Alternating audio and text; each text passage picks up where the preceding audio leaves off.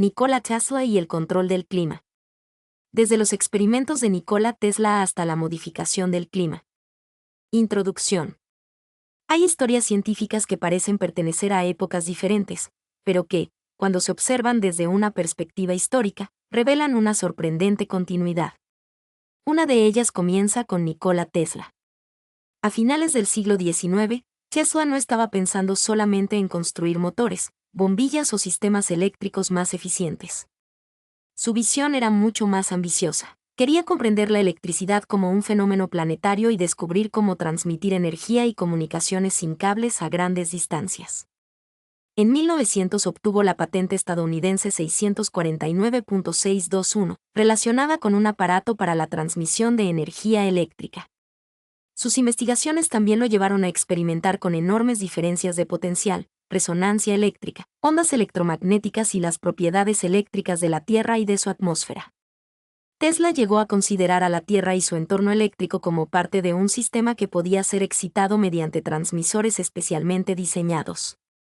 Y aquí aparece la primera pregunta. ¿Hasta dónde podía llegar aquella idea? Tesla y la electricidad invisible. Tesla pertenecía a una generación de científicos que estaba descubriendo un mundo invisible. No podían verse las ondas electromagnéticas. No podía verse la electricidad circulando por determinados medios. No podía observarse directamente la estructura eléctrica de las capas superiores de la atmósfera. Pero podían medirse sus efectos. Tesla comprendió que la humanidad apenas comenzaba a explorar aquel territorio. Sus experimentos de Colorado Springs y posteriormente sus proyectos de transmisión inalámbrica intentaban demostrar que la energía eléctrica podía propagarse sin los tradicionales cables metálicos. Su famosa torre de Wardenclyffe fue concebida dentro de esta visión de comunicaciones y transmisión inalámbrica de energía a escala mundial. La suspensión del financiamiento a Tesla por JP Morgan impidió que se materializara completamente aquella visión. Pero la semilla de la idea quedó sembrada. La atmósfera podía convertirse en parte de un sistema tecnológico. Del sueño de Tesla a la ciencia de la ionosfera. Durante el siglo XX, la investigación avanzó enormemente. La humanidad comenzó a comprender que por encima de la atmósfera donde vivimos existe una región eléctricamente activa, la ionosfera. La ionosfera contiene partículas cargadas y desempeña un papel fundamental en la propagación de determinadas ondas de radio. Y entonces ocurrió algo decisivo. La ciencia dejó de limitarse a observar la ionosfera. Comenzó a experimentar con ella. La posibilidad de enviar ondas de radio de altas y bajas frecuencias afectando determinadas regiones de la ionosfera abrió un campo completamente nuevo. Ya no se trataba simplemente de transmitir información. Se podía excitar una región de plasma y observar su respuesta. Ese principio constituye precisamente una de las funciones fundamentales del HAARP moderno. Según la propia documentación del programa, HAARP utiliza transmisores de alta y bajas frecuencias para calentar pequeñas regiones de la ionosfera y estudiar las modificaciones producidas. HAARP no es simplemente una continuación directa de Wardenclyffe. Es el resultado de muchas décadas de investigaciones posteriores en radio, plasma, física atmosférica, radar, comunicaciones e interacción electromagnética con la ionosfera. Pero el concepto general, utilizar energía electromagnética para interactuar con el entorno terrestre, sí forma parte de una larga evolución científica. La Guerra Fría, ciencia, defensa y secreto. Durante la Guerra Fría, la frontera entre investigación científica y tecnología militar se volvió extraordinariamente delgada. El radar podía utilizarse para investigar la atmósfera y también para detectar enemigos. Las comunicaciones por radio podían servir a científicos y simultáneamente a fuerzas armadas. Los satélites podían estudiar el planeta y también proporcionar información estratégica. La ionosfera tenía importancia directa para las comunicaciones de larga distancia, para los sistemas de detección y para modificar el clima. Por eso no resulta extraño que las Fuerzas Armadas de Estados Unidos y URSS participaran en investigaciones relacionadas con la ionosfera.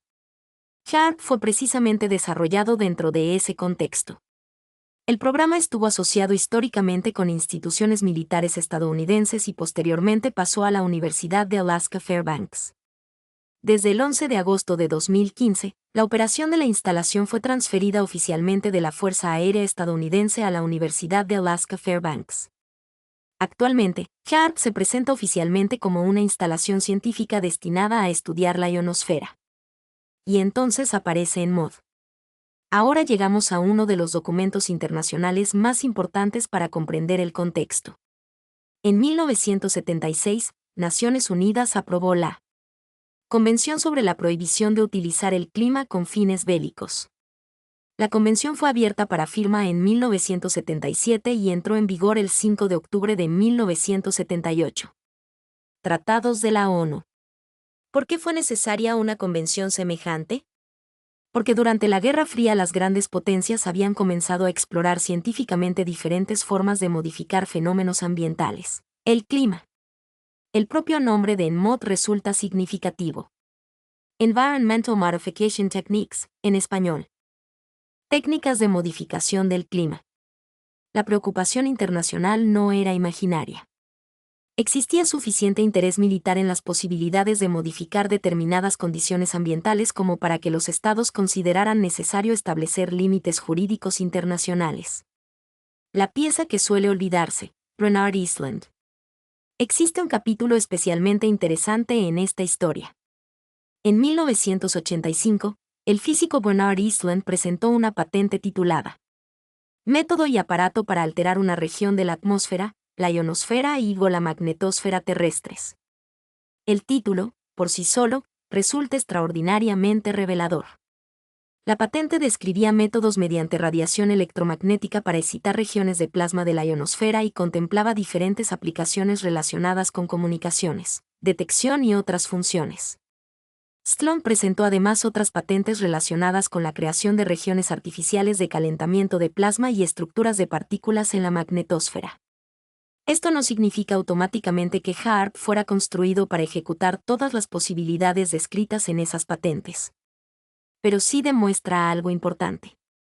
La modificación controlada de regiones de la atmósfera superior no pertenece exclusivamente al terreno de la ciencia ficción. Fue objeto de investigación científica, desarrollo tecnológico y propiedad intelectual. 1991. Desaparece la Unión Soviética. En diciembre de 1991 desapareció la Unión Soviética.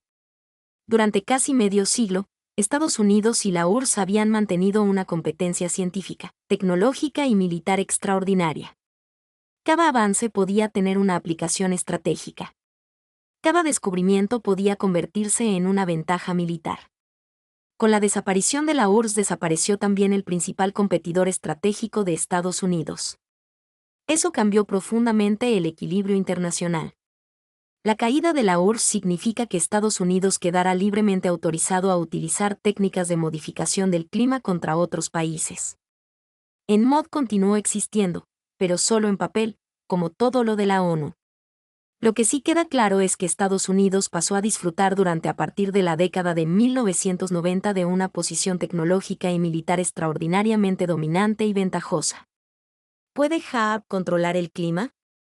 Sí, por eso hicieron el acuerdo ENMOD, para evitar su uso como arma de guerra. HAARP deposita energía electromagnética en una región específica de la ionosfera y produce efectos físicos medibles, como lluvias, sequías, huracanes y terremotos. La propia instalación explica que produce irregularidades atmosféricas como formas extrañas en las nubes, estructuras de plasma, irregularidades atmosféricas e incluso débiles emisiones luminosas semejantes a auroras.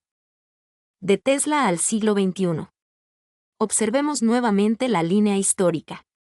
Tesla investigó la electricidad, la resonancia y la transmisión inalámbrica. La ciencia del siglo XX continuó el desarrollo de Tesla, la radio y comenzó a estudiar sistemáticamente la ionosfera. La Guerra Fría convirtió muchas investigaciones atmosféricas y espaciales en asuntos estratégicos. ENMOD estableció límites internacionales al uso hostil de técnicas de modificación climática. Bernard Eastland patentó métodos para alterar regiones de la atmósfera, ionosfera y magnetosfera. Estados Unidos desarrolló HAARP como una poderosa instalación para utilizar la ionosfera. Tras la desaparición de la URSS, Estados Unidos quedó sin contrapartida en una posición de supremacía tecnológica y militar sin precedentes. Conclusión. Los Estados Unidos han estado utilizando el clima como arma de guerra para someter gobiernos soberanos para que permitan el saqueo de sus recursos naturales. Es similar al uso de las bombas atómicas contra la población civil en las ciudades de Hiroshima y Nagasaki, pero sin que se vea como un genocidio y sin los daños de las radiaciones, ya que se atribuye a un fenómeno natural. Varios países en el Caribe, entre otros destinos, fueron atacados con grandes huracanes formados desde tormentas tropicales naturales, para doblegar gobiernos. También tenemos un prontuario de grandes terremotos con los mismos fines, en Costa de Arequipa, Perú, 23 de junio de 2001 magnitud 8.4. Causó decenas de muertes y daños extensos en el sur peruano. Bam, Irán, 26 de diciembre de 2003 magnitud 6.6. Devastó la histórica ciudad de Adobe y cobró la vida de unas 26.000 personas. Sumatra, Indonesia, 26 de diciembre de 2004 magnitud 9.1. Generó un tsunami catastrófico en el Océano Índico con más de 230.000 fallecidos. Kashmir, Pakistán / India, 8 de octubre de 2005 magnitud 7.6. Dejó más de 86.000 muertos y millones de desplazados en la región del Himalaya. Islas Kuriles, Rusia 2006, magnitud 8.3. Sichuan, China, 12 de mayo de 2008 magnitud 7.9. Causó cerca de 90.000 víctimas y desaparecidos, destruyendo poblados enteros. Tohoku, Japón, 11 de marzo de 2011 magnitud 9.0. Provocó un tsunami masivo y el accidente en la central nuclear de Fukushima, dejando más de 18.400 muertos. Costa norte de Onsu, Japón 2011/Kamchatka, Rusia 2025, magnitud 8.8. El sismo en Rusia activó alertas en todo el Pacífico. Haití, 12 de enero de 2010 magnitud 7.0. Considerado uno de los sismos más mortíferos de la historia moderna, con un estimado de 300.000 fallecidos cerca de Puerto Príncipe. Maule, Chile, 27 de febrero de 2010 magnitud 8.8. Afectó la zona centro-sur del país con un saldo de más de 500 muertes y daños severos en infraestructura.